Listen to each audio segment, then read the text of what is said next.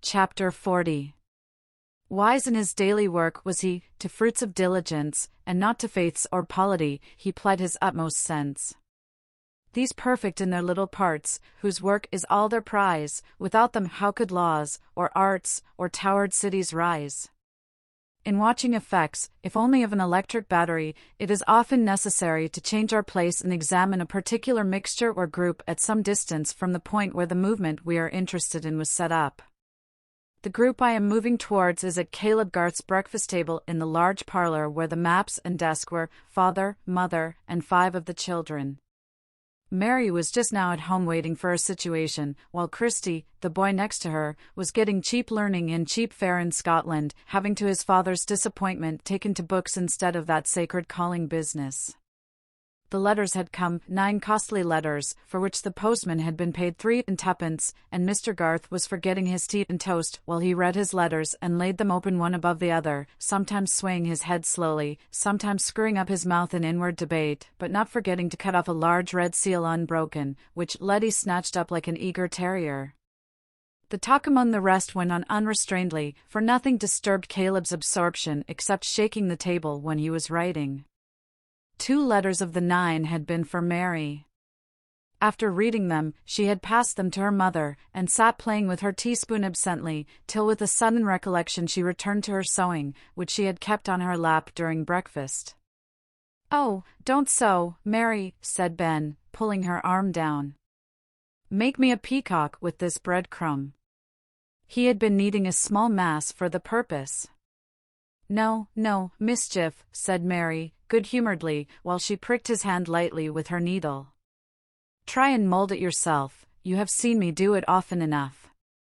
I must get this sewing done. It is for Rosamond Vincy, she is to be married next week, and she can't be married without this handkerchief."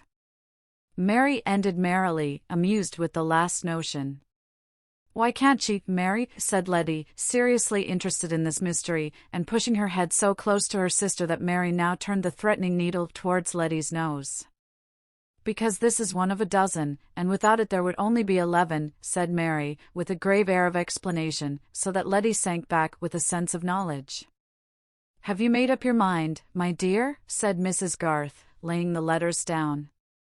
"I shall go to the school at York," said Mary. "I am less unfit to teach in a school than in a family.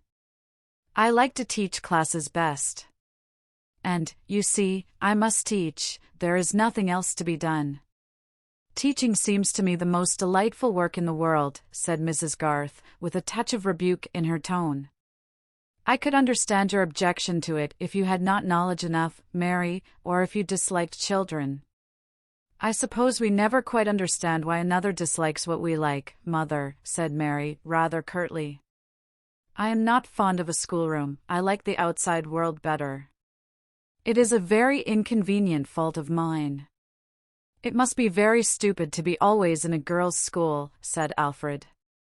"Such a set of nincompoops, like Mrs. Ballard's pupils walking 2 and 2. "And they have no games worth playing at," said Jim. "They can neither throw nor leap." "I don't wonder at Mary's not liking it."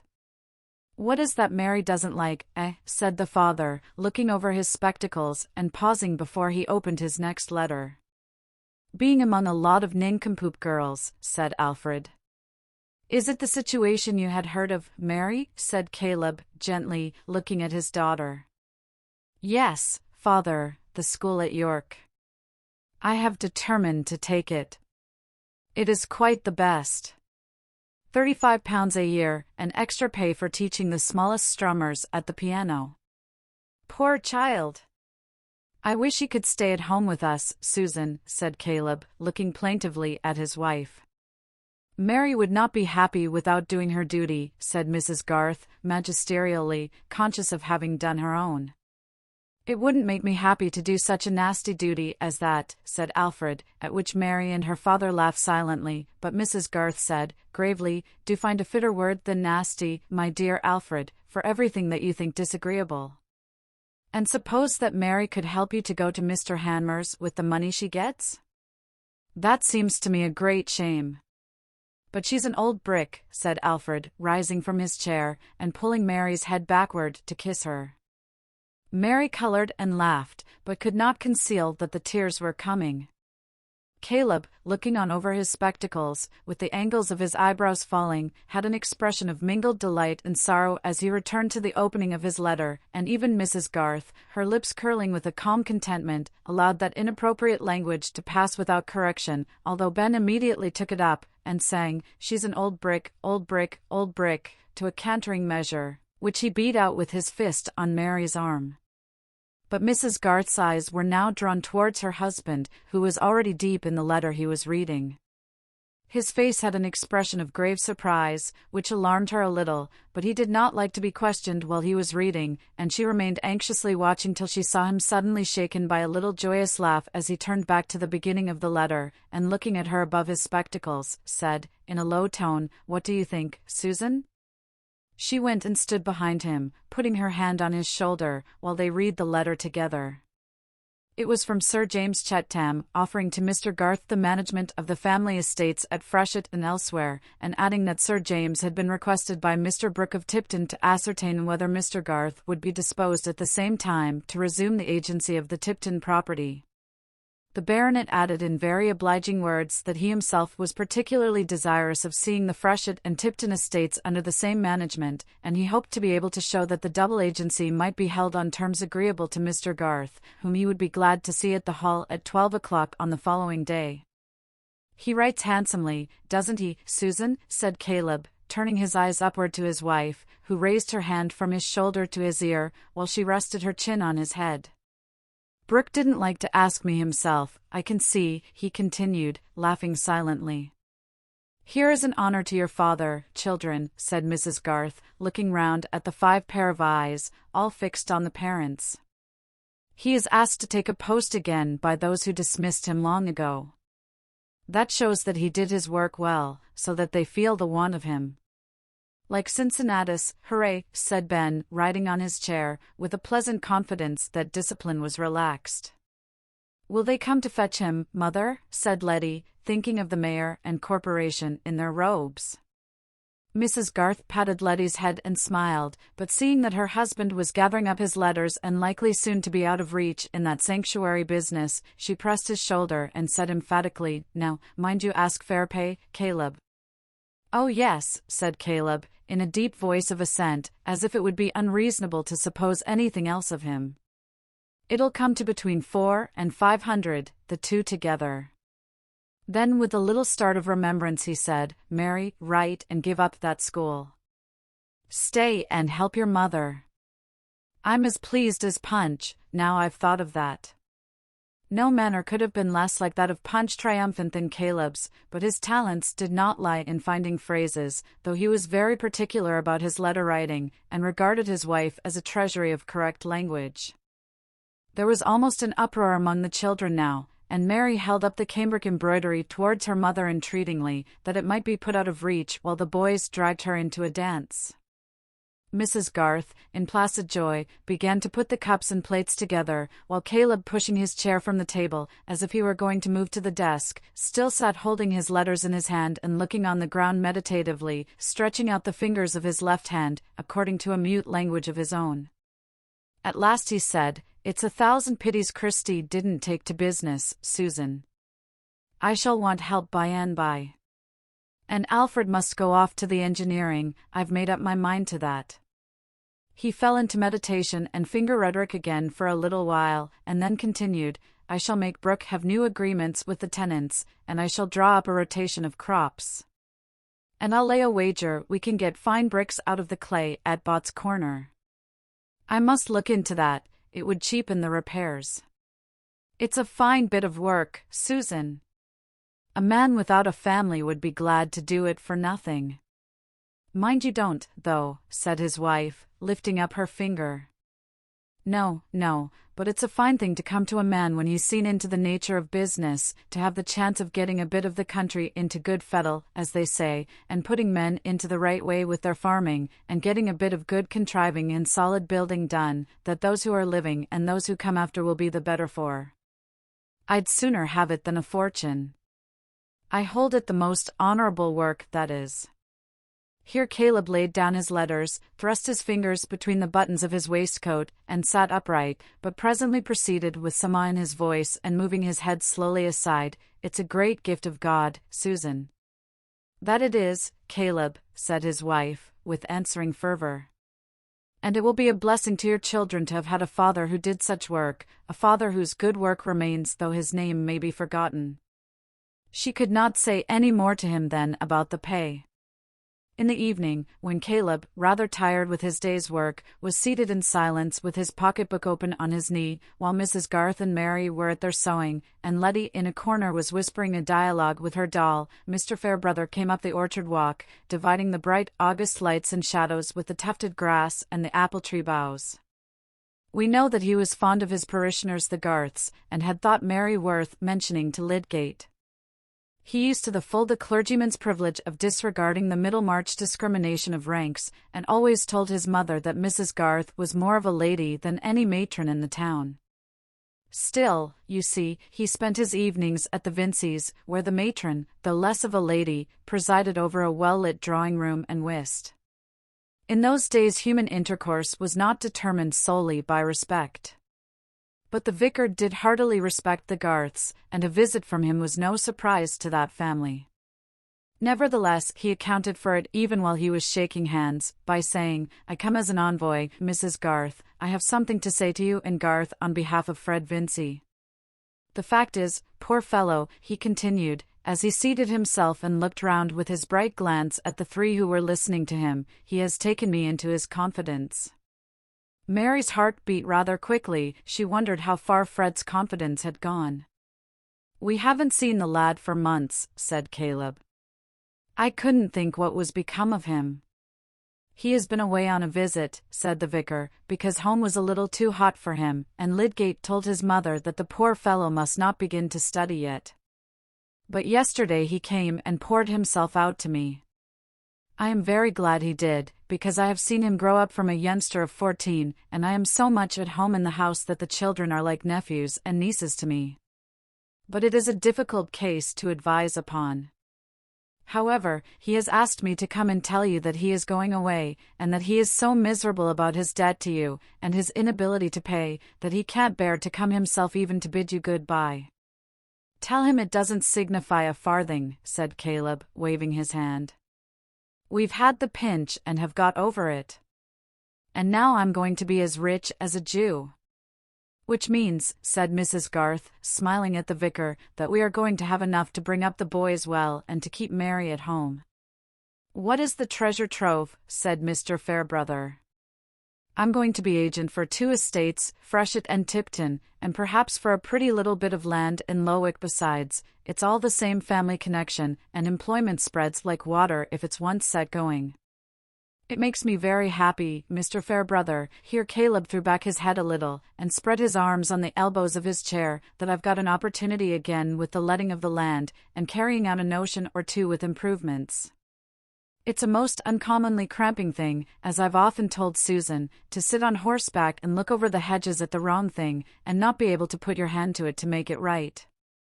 What people do who go into politics I can't think. It drives me almost mad to see mismanagement over only a few 100 acres. It was seldom that Caleb volunteered so long a speech, but his happiness had the effect of mountain air, his eyes were bright, and the words came without effort. I congratulate you heartily, Garth, said the vicar. This is the best sort of news I could have had to carry to Fred Vincey, for he dwelt a good deal on the injury he had done you in causing you to part with money, robbing you of it, he said, which you wanted for other purposes. I wish Fred were not such an idle dog. He has some very good points, and his father is a little hard upon him. Where is he going? Said Mrs. Garth, rather coldly. He means to try again for his degree, and he is going up to study before term. I have advised him to do that. I don't urge him to enter the church, on the contrary. But if he will go and work so as to pass, that will be some guarantee that he has energy and a will, and he is quite at sea, he doesn't know what else to do. So far, he will please his father, and I have promised in the meantime to try and reconcile Vincey to his son's adopting some other line of life. Fred says frankly he is not fit for a clergyman, and I would do anything I could to hinder a man from the fatal step of choosing the wrong profession. He quoted to me what you said, Miss Garth. Do you remember it? Mr. Fairbrother used to say Mary instead of Miss Garth, but it was part of his delicacy to treat her with the more deference because, according to Mrs. Vincey's phrase, she worked for her bread. Mary felt uncomfortable, but, determined to take the matter lightly, answered at once, I have said so many impertinent things to Fred, we are such old playfellows. You said, according to him, that he would be one of those ridiculous clergymen who helped to make the whole clergy ridiculous. Really, that was so cutting that I felt a little cut myself. Caleb laughed. She gets her tongue from you, Susan, he said, with some enjoyment. Not its flippancy, father, said Mary, quickly, fearing that her mother would be displeased. It is rather too bad of Fred to repeat my flippant speeches to Mr. Fairbrother. It was certainly a hasty speech, my dear, said Mrs. Garth, with whom speaking evil of dignities was a high misdemeanor. We should not value our vicar the less, because there was a ridiculous curate in the next parish. There's something in what she says, though, said Caleb, not disposed to have Mary's sharpness undervalued. A bad workman of any sort makes his fellows mistrusted. Things hang together, he added, looking on the floor and moving his feet uneasily with a sense that words were scantier than thoughts. Clearly, said the vicar, amused. By being contemptible we set men's minds to the tune of contempt. I certainly agree with Miss Garth's view of the matter, whether I am condemned by it or not. But as to Fred Vincey, it is only fair he should be excused a little. Old Featherstone's delusive behavior did help to spoil him. There was something quite diabolical in not leaving him a farthing after all. But Fred has the good taste not to dwell on that. And what he cares most about is having offended you, Mrs. Garth. He supposes you will never think well of him again. I have been disappointed in Fred, said Mrs. Garth, with decision. But I shall be ready to think well of him again when he gives me good reason to do so. At this point Mary went out of the room, taking Letty with her. Oh, we must forgive young people when they're sorry, said Caleb, watching Mary close the door. And as you say, Mr. Fairbrother, there was the very devil in that old man. Now Mary's gone out, I must tell you a thing, it's only known to Susan and me, and you'll not tell it again. The old scoundrel wanted Mary to burn one of the wills the very night he died, when she was sitting up with him by herself, and he offered her a sum of money that he had in the box by him if she would do it. But Mary, you understand, could do no such thing, would not be handling his iron chest, and so on. Now, you see, the will he wanted burnt was this last, so that if Mary had done what he wanted, Fred Vincey would have had £10,000. The old man did turn to him at the last. That touches poor Mary close, she couldn't help it, she was in the right to do what she did, but she feels, as she says, much as if she had knocked down somebody's property and broken it against her will, when she was rightfully defending herself.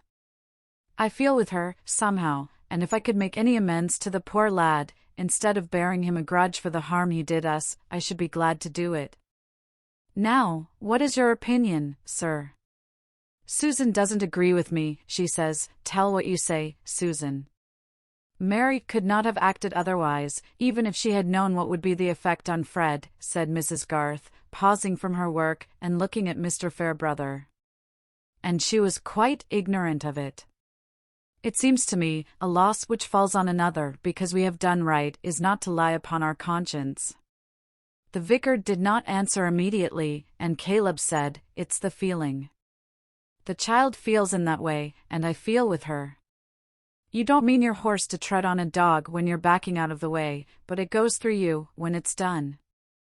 I am sure Mrs. Garth would agree with you there, said Mr. Fairbrother, who for some reason seemed more inclined to ruminate than to speak. One could hardly say that the feeling you mention about Fred is wrong, or rather, mistaken, though no man ought to make a claim on such feeling. Well, well, said Caleb, it's a secret. You will not tell Fred. Certainly not. But I shall carry the other good news, that you can afford the loss he caused you. Mr. Fairbrother left the house soon after, and seeing Mary in the orchard with Letty, went to say good-bye to her. They made a pretty picture in the western light, which brought out the brightness of the apples on the old scant-leaved boughs, Mary in her lavender gingham and black ribbons holding a basket, while Letty in her well-worn nankeen picked up the fallen apples. If you want to know more particularly how Mary looked, 10 to 1 you will see a face like hers in the crowded street tomorrow. If you are there on the watch, she will not be among those daughters of Zion who are haughty, and walk with stretched-out necks and wanton eyes, mincing as they go. Let all those pass, and fix your eyes on some small plump brownish person of firm but quiet carriage, who looks about her, but does not suppose that anybody is looking at her. If she has a broad face and square brow, well-marked eyebrows and curly dark hair, a certain expression of amusement in her glance which her mouth keeps the secret of, and for the rest features entirely insignificant, take that ordinary but not disagreeable person for a portrait of Mary Garth. If you made her smile, she would show you perfect little teeth. If you made her angry, she would not raise her voice, but would probably say one of the bitterest things you have ever tasted the flavor of. If you did her a kindness, she would never forget it. Mary admired the keen-faced, handsome little vicar in his well-brushed threadbare clothes more than any man she had had the opportunity of knowing.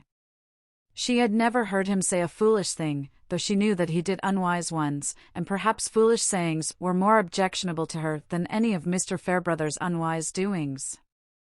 At least, it was remarkable that the actual imperfections of the vicar's clerical character never seemed to call forth the same scorn and dislike which she showed beforehand for the predicted imperfections of the clerical character sustained by Fred Vincy.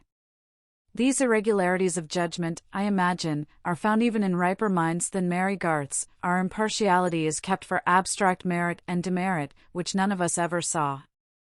Will anyone guess towards which of those widely different men Mary had the peculiar woman's tenderness, the one she was most inclined to be severe on, or the contrary?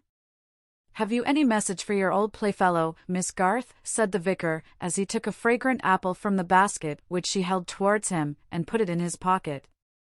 "Something to soften down that harsh judgment?" "I am going straight to see him." "No," said Mary, shaking her head, and smiling. "If I were to say that he would not be ridiculous as a clergyman, I must say that he would be something worse than ridiculous. But I am very glad to hear that he is going away to work. On the other hand, I am very glad to hear that you are not going away to work. My mother, I am sure, will be all the happier if you will come to see her at the vicarage. You know she is fond of having young people to talk to, and she has a great deal to tell about old times. You will really be doing a kindness." "I should like it very much, if I may," said Mary. "Everything seems too happy for me all at once. I thought it would always be part of my life to long for home, and losing that grievance makes me feel rather empty. I suppose it served instead of sense to fill up my mind?" "May I go with you, Mary?" whispered Letty, a most inconvenient child, who listened to everything. But she was made exultant by having her chin pinched and her cheek kissed by Mr. Fairbrother, an incident which she narrated to her mother and father. As the vicar walked to Lowick, anyone watching him closely might have seen him twice shrug his shoulders. I think that the rare Englishmen who have this gesture are never of the heavy type, for fear of any lumbering instance to the contrary. I will say, hardly ever. They have usually a fine temperament and much tolerance towards the smaller errors of men, themselves inclusive. The vicar was holding an inward dialogue in which he told himself that there was probably something more between Fred and Mary Garth than the regard of old playfellows, and replied with a question whether that bit of womanhood were not a great deal too choice for that crude young gentleman. The rejoinder to this was the first shrug. Then he laughed at himself for being likely to have felt jealous, as if he had been a man able to marry, which, added he, it is as clear as any balance sheet that I am not. Whereupon followed the second shrug. What could two men, so different from each other, see in this brown patch, as Mary called herself? It was certainly not her plainness that attracted them, and let all plain young ladies be warned against the dangerous encouragement given them by society to confide in their want of beauty. A human being in this aged nation of ours is a very wonderful whole, the slow creation of long interchanging influences, and charm is a result of two such wholes, the one loving and the one loved. When Mr. and Mrs. Garth were sitting alone, Caleb said, "Susan, guess what I'm thinking of?" "The rotation of crops," said Mrs. Garth, smiling at him, above her knitting, "or else the back doors of the Tipton cottages." "No," said Caleb, gravely, "I am thinking that I could do a great turn for Fred Vincy. Christie's gone, Alfred will be gone soon, and it will be 5 years before Jim is ready to take to business. I shall want help, and Fred might come in and learn the nature of things and act under me, and it might be the making of him into a useful man, if he gives up being a parson. What do you think?"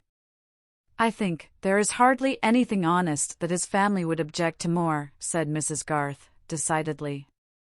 "What care I about their objecting?" said Caleb, with a sturdiness which he was apt to show when he had an opinion.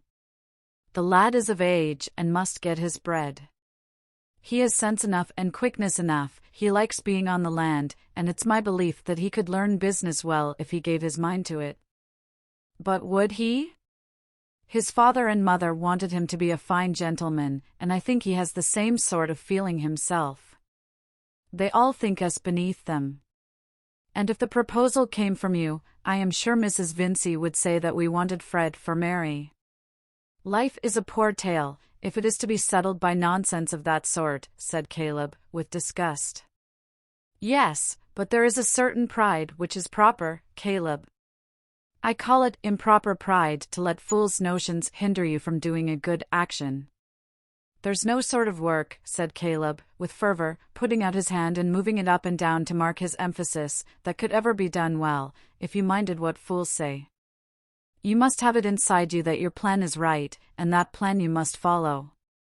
"I will not oppose any plan you have set your mind on, Caleb," said Mrs. Garth, who was a firm woman, but knew that there were some points on which her mild husband was yet firmer. "Still, it seems to be fixed that Fred is to go back to college. Will it not be better to wait and see what he will choose to do after that? It is not easy to keep people against their will. And you are not yet quite sure enough of your own position, or what you will want. Well, it may be better to wait a bit. But as to my getting plenty of work for two, I'm pretty sure of that.